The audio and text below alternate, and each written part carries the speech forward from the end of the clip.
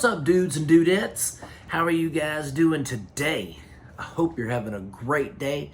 Thanks for stopping in. Today we're going to be talking about a sequel to the cult classic Beetlejuice. This is Beetlejuice from 2024.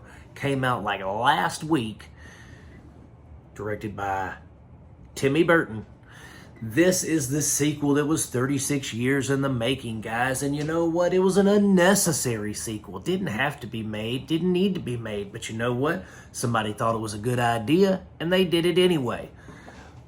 Let's talk about it. So we don't have the Maitlands, okay? We don't have Alec and Gina. Probably because Alec is a shooter of some sort. You know what I mean? He probably don't want to. They probably don't want his name attached to it right now because of some things that he's done. I don't blame him. I don't like the scumbag either.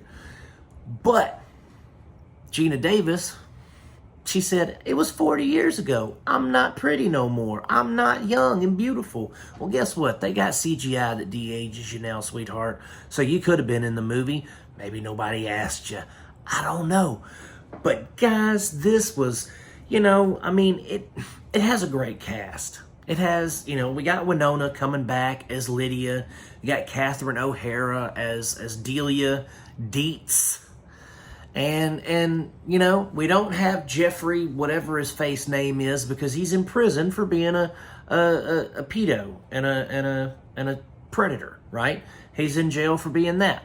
And so he's not in the film. But they did a thing where they had his character in the film, but he wasn't in the film. So it was really, really a good way to send his character off. I don't want to say too much about that, scenery, that imagery, that part of the story that was told. I don't want to talk a lot about that because it might give something away, might ruin something. I don't want to do that.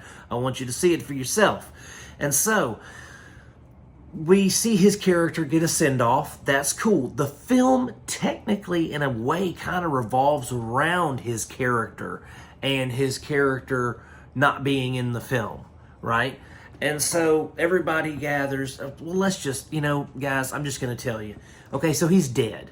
Okay, his character's dead in the film, and the film kind of revolves around his funeral and funeral details and things like that.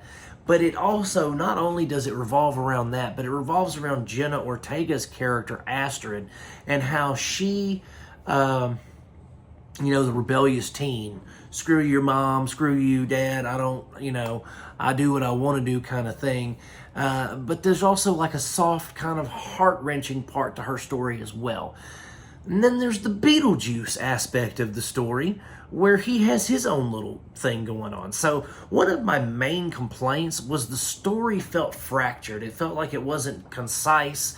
It felt like it was rushed, like Tim Burton really didn't take his time to develop new characters and a decent story to go with it. We have new characters, and some of them are good. Some, like Willem Dafoe's character, he's an actor who is a detective, he's an actor who played a detective who is now a detective in the afterlife. And so he's not really law enforcement, but he plays one on TV kind of thing. And so he's in the film, and he gets a little bit of development. But then Justin Theroux's character, Rory, he's in it. His character feels very superfluous. Like, was he needed? Was he needed? I don't know. But I did the things like that where the story felt disjointed and there were too many things that were trying to be focused on. There were things that I did like for instance, Lydia is a paranormal investigator now, which I thought for this day and age is brilliant. I mean, what else would Lydia be doing? She's all morbid. She can see ghosts and all that stuff. What else? That is a practical, logical profession for her to be in, and I liked that. I also liked the fact that we get a little bit of an origin story for Beetlejuice as well. We get, we find out why our big bad, why our villain in Monica Bellucci is hunting Beetlejuice down. We find out why. We get a little bit of Beetlejuice's origins. I liked that.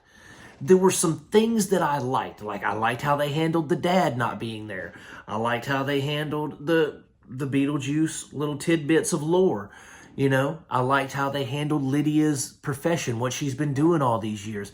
And I liked how they handled Jenna Ortega's character, her rebelliousness, her, you know, just her attitude, the way she carried herself. I liked that. But at the same time, this film did not have the nuance that the original Beetlejuice had. I mean, sure, it still had the crazy green lighting and you know, the Tim Burton signature stuff, the shrunken heads and all that. But some of the CGI was not good, okay? But the practical effects in it were excellent. But I felt like the practical effects were few and far between compared to the CGI. I even felt like some of the practical effects had CGI enhancements on them. So I'm not real sure, you know, how that goes, but it had that signature, the look of it, but it just didn't have the soul of the original Beetlejuice. Michael Keaton kills it. He has a great time. You can tell he's having fun, but at the same time, he didn't really, it wasn't, I'm trying to think of how to put this. It wasn't as, let's say, over the top as the first film. Because in the first film, we see Beetlejuice and it's something new to us. It resonates with us. We're like, oh, we haven't really seen something like this before.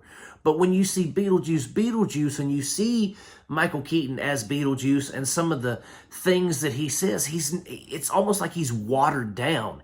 He's toned down to accommodate a newer generation. You know, he's not going into the strip club, you know? I mean, it's there, but it just doesn't feel as I don't know, dirty, as vulgar as the first film did. You know, I don't know. It just doesn't have the pizzazz of that original film that makes me go, man, that was awesome. I want to see that again. Yes, it was good. It was a fun watch. I enjoyed the heck out of myself in the theater. I really did. I laughed out loud. You know, again, there were some things that I liked. There were things that I didn't like.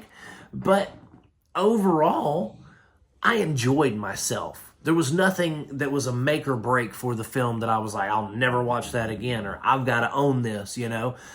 It was just kind of middle of the road. And that's okay. You know what I mean? Because some people are going to wind up loving it. Some people are going to hate it. But for me, it was just kind of like, okay, that was a sequel. You know, was it needed? No. Was it necessary? No. Was it, you know, was it something that, you know, everybody was crying for to be made, that the masses were, you know, undulating and gesticulating for the sequel to Beetlejuice? No. I don't think anybody would have cared if Beetlejuice never got made, but somebody put out an AI viral poster or something, and the studio called up Tim Burton and said, hey man, let's make some money. And so they just rushed one along. That's what happens, man. That's Hollywood. So guys, that's it for Beetlejuice. I'm going to give it 3 stars out of 5. Again, it was just, you know, it was all right. Go see it in the theater now if you guys want to. I'm sure it'll be streaming on Max here in the next couple months if you want to wait and, you know, patiently. But it's worth the theater coin, you know. You'll have a good time. But anyway, guys, that's it for Beetlejuice. Thanks so much for watching. If you like my reviews, like and subscribe. And by all means, click the little bell for notifications. And I will see you guys soon. Peace out. God bless. Adios.